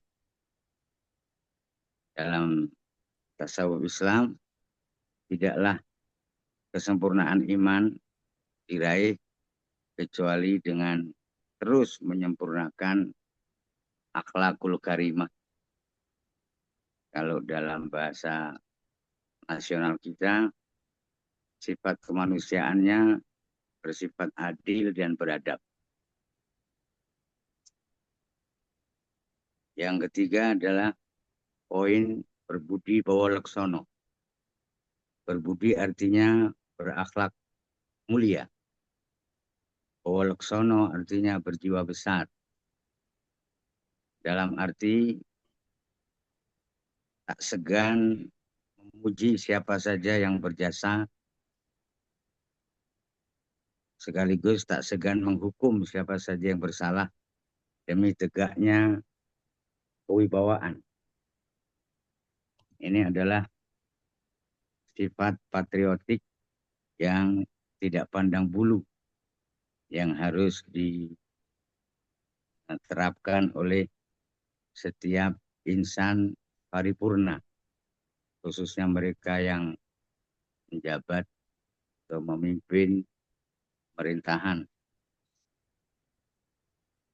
Ini telah dicontohkan oleh Nabi kita dalam sabdanya, lau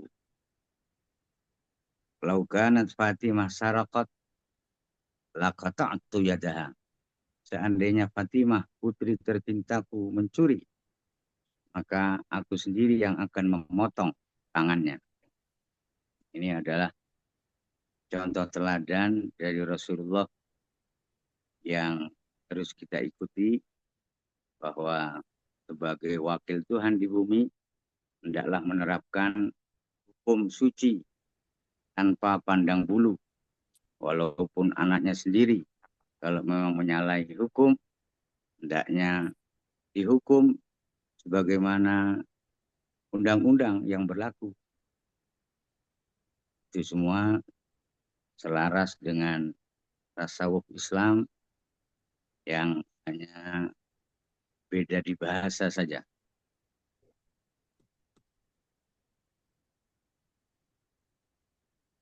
Muti sejati yang becik sesungguhnya adalah pelaku fanaul fana, atau dalam istilah kejawen kamuksan jati. Kamuksan jati sama dengan fanaul fana, melenyapkan kedirian dan menghilangkan keakuan, hingga yang ada di dalam diri adalah kepentingan ilahi atau keinginan Rasul sejati yang sesungguhnya ada dalam diri setiap insan yang telah berproses menuju kesempurnaan iman. Maka ajaran-ajaran kapitayan sesungguhnya jika didalami dan diamalkan dengan benar dan baik, sesungguhnya banyak sekali kesamaan dengan tasawuf Islam yang berkembang di pesantren-pesantren khususnya, yang mengajarkan agama dari sisi adab, kesempurnaan adab, dan kebeningan hati, dengan tidak merasa paling benar atau lebih benar dari siapapun.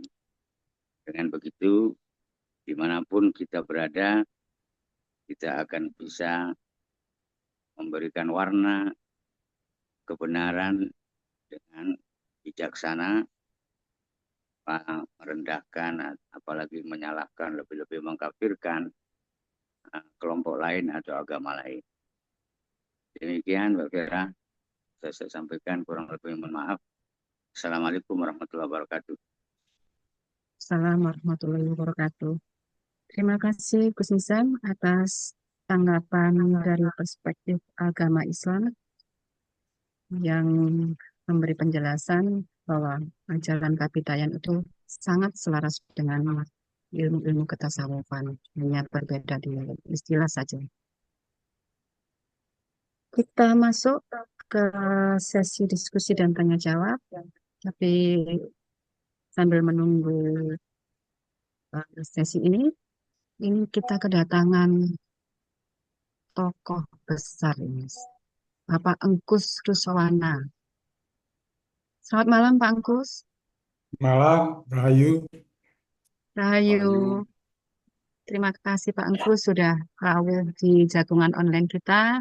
Barangkali bisa memberikan tanggapan atas materi kita malam ini. Monggo Pak Engkus. Ya, terima kasih Mbak Vera. Tapi sebelumnya saya bukan tokoh besar, saya biasa aja, masih belajar juga gitu. Karena hidup itu nggak pernah lepas, harus terus belajar. Nah, terakhir mungkin saya nanggapi dan mungkin ada juga nyampaikan beberapa pendapat ya. Sebelumnya saya ucapkan dulu Assalamualaikum warahmatullahi wabarakatuh. Salam sejahtera untuk kita semua. Om Swastiastu, Namo Buddhaya, salam kebajikan, Rahayu. Nah, pertama soal tadi ada istilah animisme, dinamisme gitu ya. Itu saya paling menentang. Gitu. Kalau sudah ada istilah, leluhur bangsa Indonesia itu menganut animisme, dinamisme. Karena bagi saya, waktu sekolah SD dulu ya saya percayanya. Tapi setelah saya mendalami ajaran dari leluhur, dan juga membaca banyak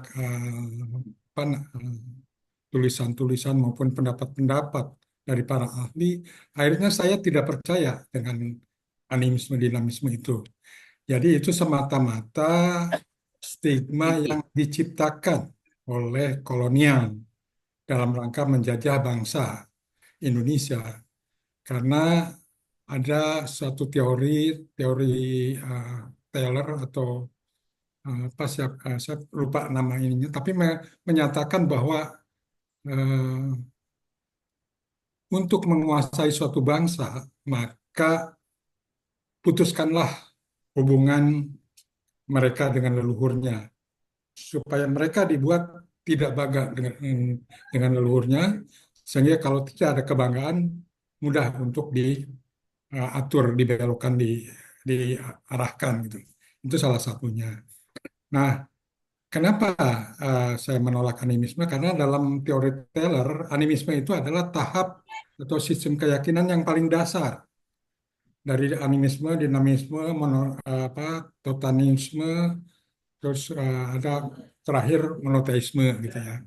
Nah, padahal kalau kita lihat tadi seperti yang oleh Pak Oto ditampilkan tadi, agama-agama lokal, agama-agama leluhur justru mengenal soal konsep Tuhan dan pemberian namanya didasarkan atas sifatnya. Kayak tadi misalnya di Sunda ada Batara Tunggal atau Sang Hyang Tunggal. Itu menyatakan bahwa Tuhan yang Maha Esa itu artinya. Jadi leluhur Sunda paling tidak memahami bahwa Tuhan itu sifatnya tunggal. Jadi tidak menyembah roh nenek moyang, tidak. Karena di samping itu memang ada penghargaan atau penghormatan terhadap leluhur itu berdasarkan penggalian diri dalam rangka mencari Tuhan.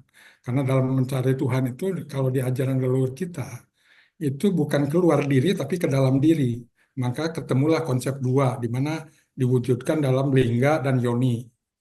Kemudian konsep tiga atau tritangtu itu dari kajian diri bahwa di dalam diri ada lahir, ada batin, ada ingsun. Atau ada raga purasa, raga batara, dan raga sarira. Itu konsep tiga yang dituangkan dalam kosmologi. Jadi ada dunia bawah, dunia tengah, dunia atas. Atau buana rarang, buana panca tengah, buana nyungcung kalau di ini. Itu dari hasil penggalian diri. Terus menggali sarira atau diri, ketemu konsep empat. Acining api, acining angin, acining bumi, acining api gitu ya. Jadi dari situ penggalian-penggalian yang dilakukan oleh leluhur kita. Jadi banyak konsep yang ditemukan berkaitan dengan sistem keyakinan. Terus misalnya tadi di uh, di di Tolotang disebut Dewata Sewae. Sewae itu artinya sendirian. Jadi Tuhan sendirian. Berarti kan itu Tuhan yang tunggal. Tadi di Marapu ada Ama Embulungu dan Ama Ina, anak Ina Embulungu, yang artinya ibu yang tunggal dan bapak yang tunggal, atau ibu yang esa dan bapak yang esa. Kok dua? Ada ibu, ada bapak, berarti dua dong. Nah, ternyata setelah dikaji, jadi Tuhan itu mempunyai sifat ibu dan mempunyai sifat bapak gitu. Tapi tunggal gitu. Nah, itu makanya hati-hati di dalam memahami penamaan-penamaan dari sistem keyakinan lokal gitu. Jadi banyak setelah saya kaji, saya tanya-tanya apa sih sebutan-sebutan Tuhannya, sebutan agamanya apa. Nah, kemudian dalam sistem agama juga sebetulnya dulu tidak bernama, karena itu akan melekat dalam kehidupan sehari-hari. Ada nama, ada kebutuhan nama itu kan setelah adanya yang baru, yang dari luar gitu. Nah, jadi itu diantaranya. Kemudian soal kenapa, apakah zaman nenek moyang kita sudah mengenal soal Tuhan. Itu kalau kita lihat juga di dalam catatan peradaban gitu ya. Jadi peradaban Nusantara itu ternyata kan banyak para ahli menyatakan bahwa itu adalah peradaban yang paling tua di dunia. Misalnya ada penemuan-penemuan soal Lemuria, kemudian ke benua Atlantis yang hilang, yang diperkirakan 350 tahun sebelum Masehi yang disebut-sebut oleh Plato dan hasil penelitian baik itu dari Eisenhower, Oppenheimer maupun dari siapa yang dari Brazil itu menyatakan dunia Atlantis itu ada di Nusantara. Itu para ahli juga udah mulai menyatakan bahwa peradaban dunia itu ya dimulai di daerah Nusantara. Nah, alasan logisnya lain adalah kalau dulu di dunia Nusantara itu kondisi alamnya kan sangat subur, paling subur di antara di dunia. Yang berarti ada juga selain itu berada di kawasan tropis, di mana kalau misalnya dunia pernah mengalami zaman es, di Nusantara itulah yang memungkinkan adanya suatu kehidupan. Karena matahari ada terus, ada gunung, ada bukit, ada gua, ada itu untuk tempat tinggal, alamnya juga semua jenis makanan untuk survive ada, semua jenis hewan yang bisa dimakan ada. Jadi itu menunjang untuk adanya satu kehidupan, sehingga itu logis kalau misalnya zaman eh, purba sudah ada kehidupan, apalagi ditemukan fosil-fosil juga ada di fosil tertua juga ada di daerah Jawa. Nah, itu. Kemudian dari sisi yang keagamaan, kan ditemukan Gunung Padang. Gunung Padang itu tidak terbantahkan itu adalah situs yang ada kaitannya dengan keagamaan. Dan itu setelah para ahli yang meneliti waktu zaman SBY itu menyatakan bahwa di situ ada 4 lapisan. Lapisan paling muda itu ada sekitar 300 tahun sebelum Masehi. Tapi lapisan paling tua itu 20.000 tahun sebelum Masehi. Jadi berarti 20.000 tahun sebelum Masehi itu juga sudah mengenal tentang Tuhan. Sudah ada perilaku, ada kegiatan-kegiatan yang bersifat ketuhanan. Jadi itu saya kira beberapa hal yang bisa dijadikan apa namanya kita mesti cermat gitu ya. Jadi itu tadi penamaan dinamisme itu tetap kalau saya itu adalah stigma yang diciptakan oleh kolonial. Nah, kemudian dari catatan sejarah penelitian yang berikutnya adalah misalnya George Codes. George Codes juga menyatakan bahwa sebelum Hindu masuk ke Nusantara, bangsa kita itu sudah mengenal sistem pelajaran, mengenal sistem navigasi, udah mengenal pengecoran logam, dan banyak teknologi-teknologi yang sudah maju di zamannya. Nah, rasanya nggak mungkin kalau peradaban teknologi sudah tinggi, tapi pengetahuan ketuhanan masih nyembah roh nenek moyang. Itu sangat bertolak belakang. Nah, kemudian muncul datang Hindu, datang Buddha. Nah, bangsa nenek moyang kita dilahirkan oleh alam yang subur makmur. Nah, alam yang subur makmur melahirkan karakter bangsa yang ramah, tidak curiga, kemudian welcome terhadap pendatang. Sehingga agama-agama yang masuk pun dengan damai bisa berkembang di Nusantara. Tidak ada cerita Hindu masuk diserang, Buddha masuk diserang, tapi justru diakulturasikan, diharmonikan, karena memang karakter bangsa kita yang berasal dari alam yang subur adalah karakter harmoni. Nah, sehingga George Codes misalnya maupun Brandes menyatakan bahwa Hindu dan Buddha masuk ke tanah Nusantara ini diterima dengan baik, tapi tidak bisa merubah atau mengganti agama asli, melainkan mengisi bagian-bagian yang kosong dari agama Nusantara, asli Nusantara. Jadi dia bilang si Codes itu menyatakan hanya mengisi suprastratumnya, bukan base stratumnya gitu ya. Jadi jadi terjadi percampuran-percampuran akulturasi di luarannya, dalamnya tetap agama asli gitu. Nah, kemudian soal tadi Kapitayan dan Kejawen. Kalau Kapitayan itu kalau bahasa Sunda taya itu tiada gitu, tidak ada. Jadi kalau dari asal taya gitu. Ayan itu taya. Jadi Sang Hyang Taya itu Sang Hyang yang tidak ada. Jadi tidak ada tapi ada gitu maksudnya. Jadi itu di dalam Sunda juga dikenal dengan istilah Sang Hyang Niskala atau Sang Hyang Seda Niskala, artinya Tuhan yang Maha Gaib. Jadi mengenal. Jadi memang tadi sesuai dengan yang di Jawa, Gusti iku tan keno kinoyo opo. Jadi karena gaib, Nah, zaman nenek moyang sudah paham itu. Jadi Tuhan itu maha gaib. Makanya disebut Sang Hyang Sada Niskala gitu. Kemudian karena sifatnya dia berkuasa disebut Sang Hyang Wenang. Disebut karena sangat pengasih penyayang disebut Numaha Welas Asih. Jadi sifat penamaan Tuhan itu berasal atau dinamain karena sifatnya gitu. Itu. Nah, terjadi perjumpaan-perjumpaan tentu.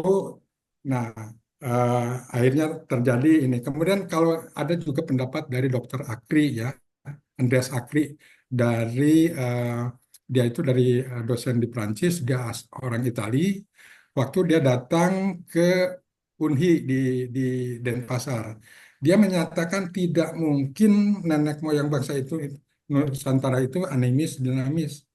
Kalau dinamis animis berhadapan dengan Hindu dan Buddha, pasti akan rendah diri dan tidak akan mampu mengharmonikan dua agama yang besar ini. Yang waktu itu di peradabannya udah maju, uh, agama Hindu Buddha. Tapi justru kok agama asli ini bisa mengharmonikan dua ini sehingga muncul jadi agama Hindu Jawa, apa agama Hindu Buddha gitu. Jadi seperti ada agama yang baru yang campuran Hindu Buddha dan Jawa gitu ya. Jadi dari situ menyatakan kata Dokter Akri nggak mungkin leluhur kita itu eh, orang animis, dinamis gitu ya. Nah, kembali ke Kapitayan. Kapitayan berarti tidak ada gitu ya. Jadi itu juga penamaan itu pasti kepenamaan belakangan gitu ya. Karena dulunya pasti tidak ada namanya. Kayak di Sunda, Sunda Wiwitan disebut Sang Hyang Jati apa agama Jati Sunda itu kan penamaan baru. Setelah ada agama-agama lain yang masuk, butuh identitas. Kalau sebelumnya kan dalam kehidupan ya menyatu dalam kehidupan. Bahkan kayak Jingitiu misalnya di Flores, itu nama yang diberikan oleh orang Portugis. Dari Jingiteo apa gitu yang artinya itu tidak bertuhan sebetulnya. Tapi oleh orang Flores ya diterima aja itu nama Jingitiu karena tidak punya nama dulunya. Jadi kayaknya dulu-dulu memang nggak punya nama. Nah kemudian Kejawen. Nah Kejawen itu memang kalau dilihat proses, nah itu kan tadi proses itu dari agama asli, Hindu masuk, harmoni, Buddha masuk, diharmonikan. Kemudian di Majapahit mencapai masa kebesaran. Semua orang Jawa mengakui bahwa agama dari Majapahit itu walaupun disebut Hindu Buddha, itu sebetulnya unsur unsur Jawanya lebih kuat. Gitu ya. Nah, kemudian masuklah Demak berkuasa, terjadilah konflik-konflik, terjadilah pasang surut, gitu ya. Kemudian dari Demak, kemudian ke Pajang, dari Pajang kemudian ke Mataram, gitu ya. Nah, itu terjadi konflik-konflik yang akhirnya oleh Sultan Agung Panotogomo waktu itu, Anyokrokusumo, dikawinkan antara agama Jawa dengan agama Islam.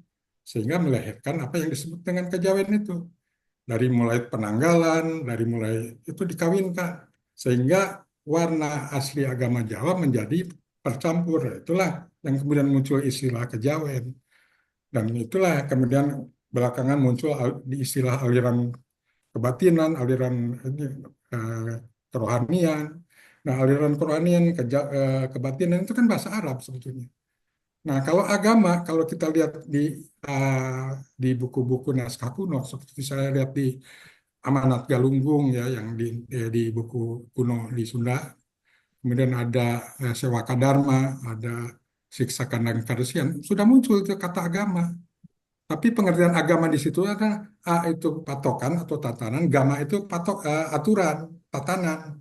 Jadi tatanan yang kuasa sebetulnya itu. Sehingga di situ diceritakan tinggallah, lihatlah padi katanya. Waktu 3 bulan dia bunganya ke atas. Setelah berisi tumbuh. Jadi pare pun punya agama katanya kan gitu loh. Jadi agama itu artinya adalah patokan yang kuasa gitu. Nah, jadi kalau ada istilah agama harus kitab suci, harus ada nabi, tempat ibadah, itu kan konsep dari Samawi. Kan di kita itu nggak seperti itu, karena konsep Tuhan juga berbeda. Ya mungkin kesamaannya ada, tapi perbedaannya ada juga gitu. Jadi kitab suci itu kalau kitab suci itu sumber segala ilmu, sumber keselamatan, ya alam semesta. Kalau dari ajaran leluhur kita. kalau misalnya Nabi yang menyampaikan ilmu, mengarahkan benar dan salah, orang tua, leluhur, itu udah mengajarkan ke arah keselamatan gitu. Nah, itu juga. Jadi ada beberapa hal yang perlu di ini. Nah, kemudian soal perbedaan ya, soal keragaman, keragaman memang itu juga takdir atau kehendak yang kuasa di Nusantara itu sangat beragam. Dari mulai geografis, dari pulau besar sampai pulau kecil, dari iklim, dari yang panas sampai yang paling dingin gitu ya, dari jenis tumbuh-tumbuhan, berbagai macam produk dari setiap pulau berbeda-beda. Nah, sehingga ada ketergantungan, saling ketergantungan antar wilayah. Dan tiap wilayah, tiap pulau punya suku sendiri-sendiri. Ada saling perjumpaan antar yang berbeda itu, baik dari budaya, dari agama, dari dulu itu sudah terjadi, sehingga sudah terbiasa dengan perbedaan.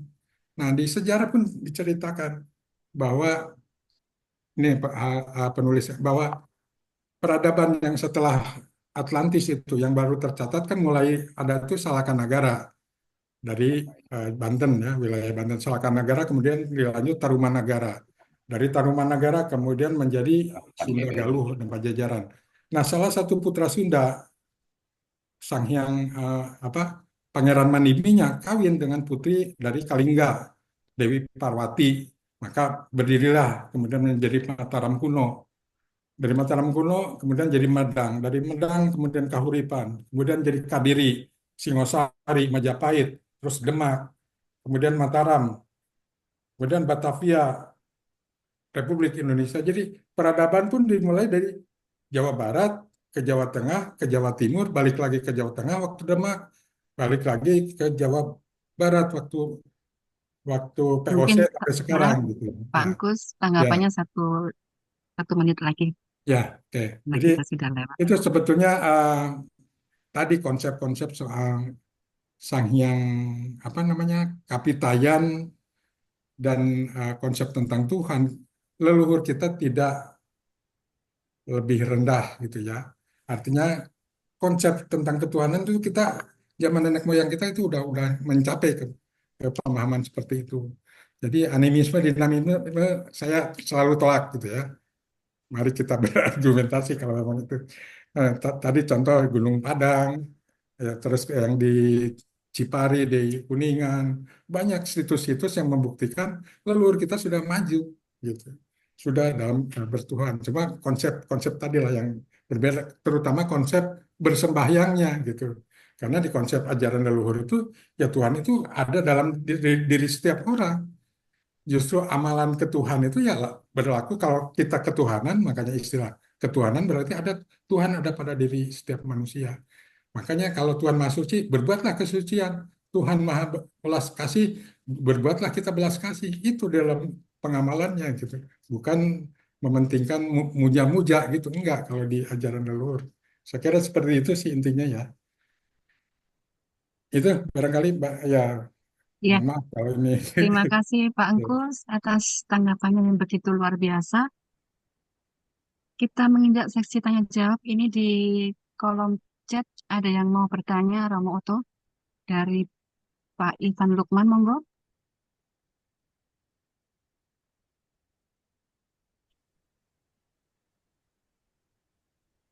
Monggo Pak Ivan Lukman, tadi di kolom chat sepertinya mau bertanya.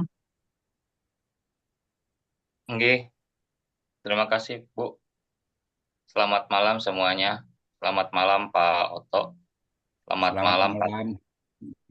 Selamat malam para penanggap semuanya. Rahayu, perkenalkan saya Ivan dari Bandung, Jawa Barat.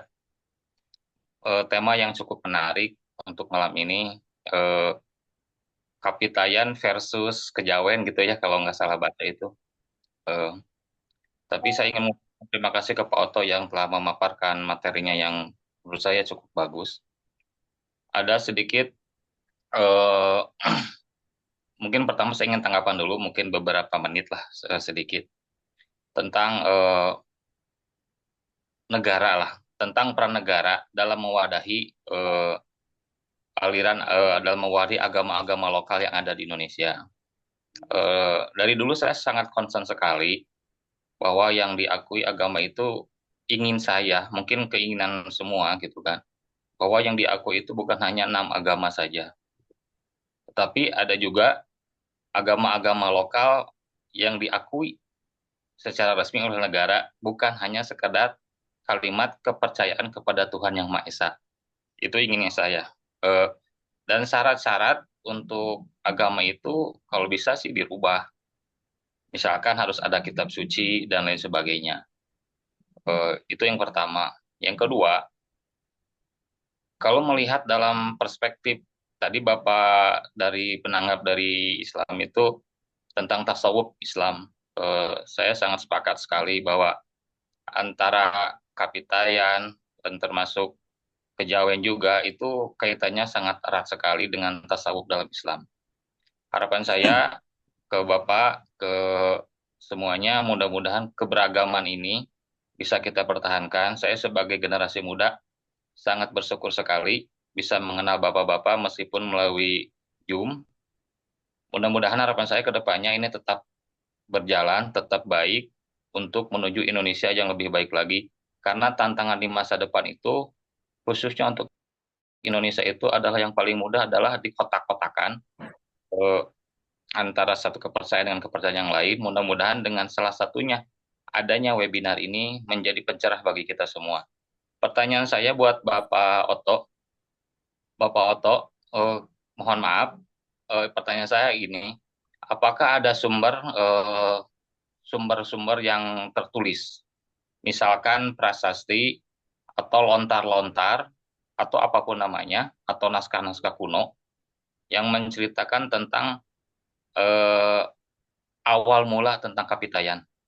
Mungkin itu aja Pak pertanyaannya. Terima kasih Bapak Oto. Selamat malam. Baik, terima kasih Pak Ivan Lukman atas tanggapannya sedikit dan pertanyaannya. Monggo silakan Romo Utu untuk menjawab. Baik, terima kasih Mas Ivan Lukman. Ya, Ivan Lukman ya. Terkait dengan permasalahan pengakuan negara terhadap agama-agama. Kenapa agama lokal?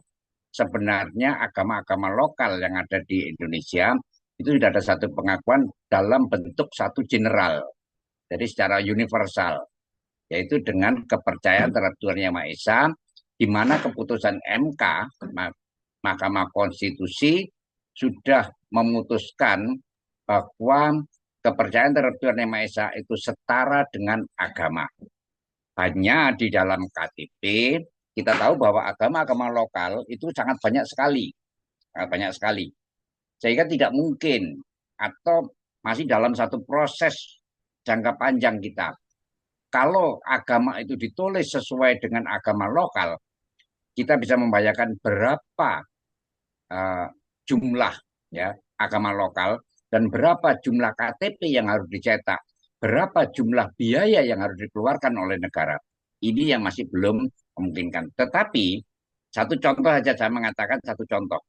Orang Baduy Dalam masih tetap beranggapan dia KTP dengan kepercayaan Tuhan Yang Maha Esa ini pun masih ditolak. Dia meminta kepada negara agar ditulis agama Sunda Wiwitan. Ini pertama. Jadi ada dua hal. Yang pertama, ini masih dalam satu proses, saya setuju untuk dilakukan satu redefinisi terkait dengan agama.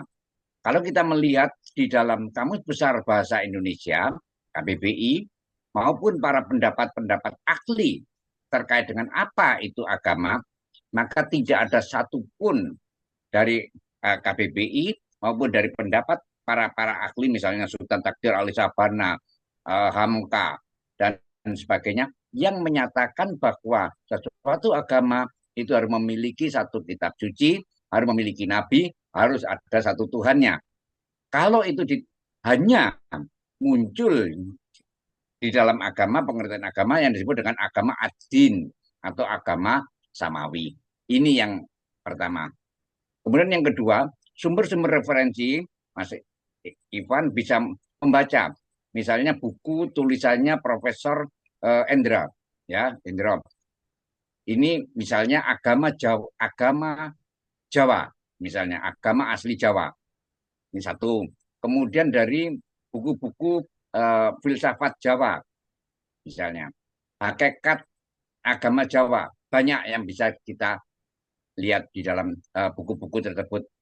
Kalau misalnya Mas Ivan membutuhkan, maka saya akan bisa mengirimkan linknya bagaimana buku-buku tersebut bisa diperoleh. Ini saya pikir itu saja Mbak Vera, mengingat waktu juga. Terima kasih. Pak Oto, terima kasih atas jawaban untuk Pak Ivan Lukman.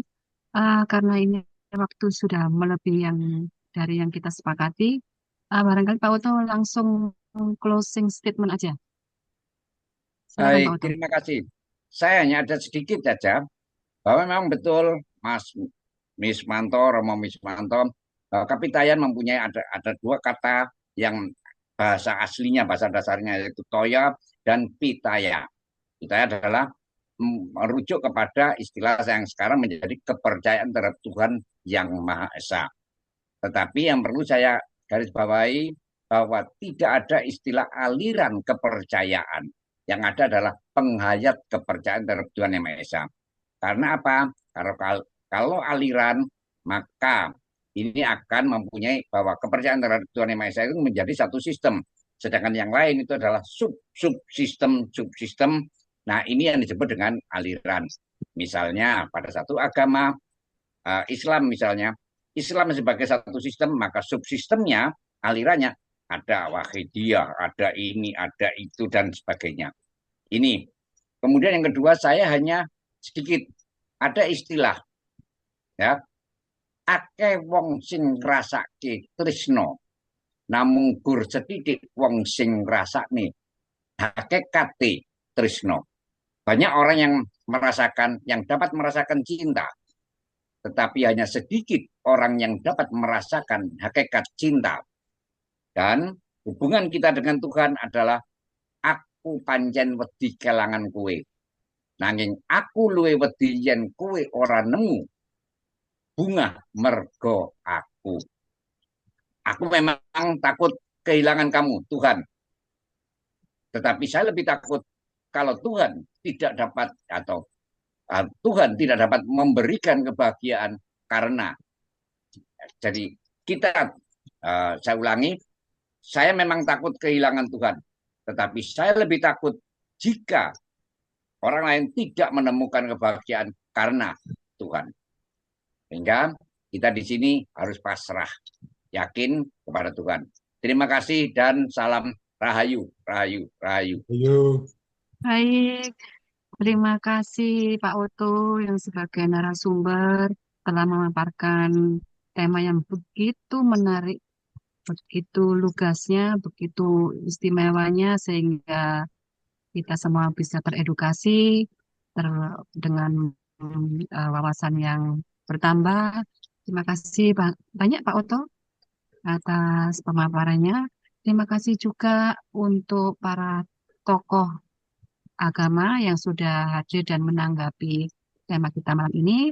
Terima kasih banyak Pak Engkus, juga terima kasih atas sudah hadir di jagongan online kita supaya tidak bosan-bosan ikut lagi di jagongan online selanjutnya. Terima kasih banyak semuanya. Assalamualaikum.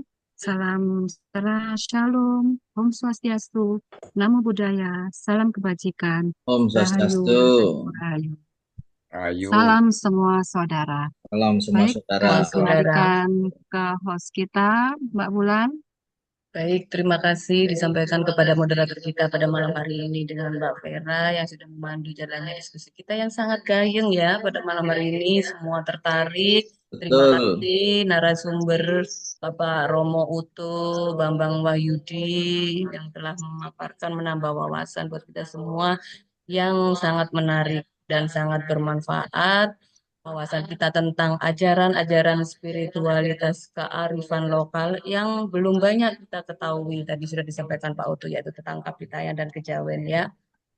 Dan mari kita meneruskan dan juga mengembangkan warisan budaya yang sudah ada tanpa menghilangkan keautentikannya, tetapi juga tetap mengindahkan syariat ajaran agama yang sudah ada di negara kita.